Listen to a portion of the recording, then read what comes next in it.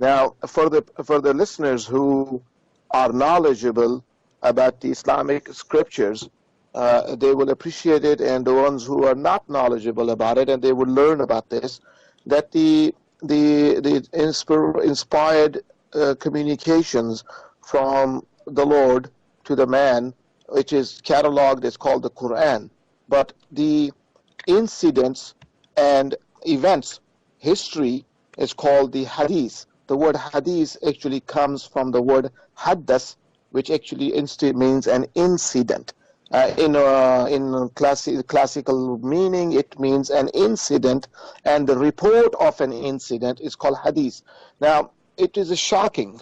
It might come as a shock, because I'm going to connect some dots for the people who have read these documents, but they might have never connected this in the past, that on the back of the Apostle Muhammad, on above his shoulders, it is narrated in the Hadith that there was a lump of flesh which actually buzzed, shone light, and actually had inscriptions which one could see but not can read but not understand in a script on the top of his back.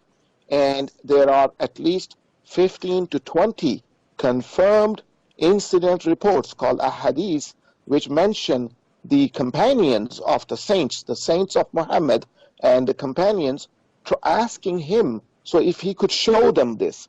This supposedly the lump of flesh existed above his back, between the area of his upper shoulder blades and the neck. This little piece of lump in the language of the Arabs is called Muhr al-Khatm al-Nabuwa. As Muhr Khatm al-Nabuwa, meaning the seal of the finalization of the prophethood.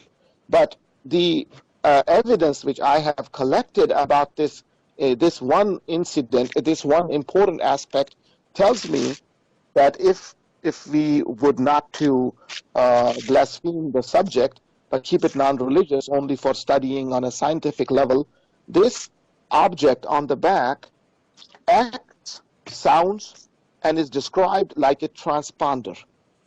What is this object? What is the bioelectrical mechanism of this object, which actually buzzes, which actually rings, and also shines light out from inside the skin? And then some narrations are there that there was an inscription on it, which would be fluid, like a screensaver on a screen, which goes around, it moves around. Mm-hmm. Something to that effect is mentioned on the object called, and in your city, in Vancouver, I'm sure there are Islamic scholars, and you can go tomorrow to any one of the prominent ones who could speak good English and ask him, can you list me all the qualities of the Muhr of Khatm al-Nabuwa of the Apostle Muhammad? He's going to look at you, and then he's going to give you a... This was on him? On the body of the Prophet. It was on the body of the Prophet, above the shoulder blades. Yeah, there is the proximity is between the neck and the shoulder blades, towards the right side a little bit, a lump of flesh. So if you ask the scholars to give you the list of details about this little sign of his prophethood, they will look at you first, but then, being honest about their faith, they will give you a list. And many scholars have worked on it. They have put together a ton of evidence on this one in the hadith.